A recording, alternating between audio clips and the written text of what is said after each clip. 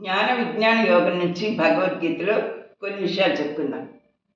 భూమి రాపో నలో వాయు కమ్మనో బుద్ధిరేవచ అహంకార ఇది యమ్మే భిన్నా ప్రకృతిరష్టధా. భూమి, నీరు, అగ్ని, వాయువు, ఆకాశం, ఈ 5 ప్రకృతి నుంచి మనకి ప్రపంచానికి అందే అన్నమాట. అయితే మనస్సు, బుద్ధి, అహంకారం ఇవి జీవరూప ప్రకృతి అంటారు. ప్రతి జీవికి వీటి ప్రభావం ఉంటుంది. అలాగే మనుష్యాణం సహస్రేషు కచ్చిద్యతతి సిద్ధయే యతతామపి సిద్ధానాం కచ్చిన్నాం వేత్తి తత్వతః.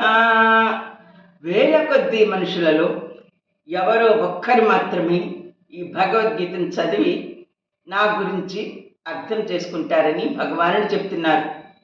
అయితే శ్రీకృష్ణ భగవానుడు ఆ ప్రయత్నంలోని 100 మందిలో, ఆ ప్రయత్నం చేసిన వాళ్ళలో అన్నమాట, 100 మందిలో ఒక్కరు మాత్రమే యథార్థంగా నా స్వరూపాన్ని గ్రహిస్తారు.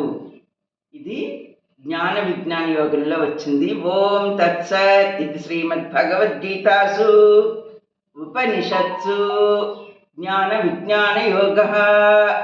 ధన్యవాదములు.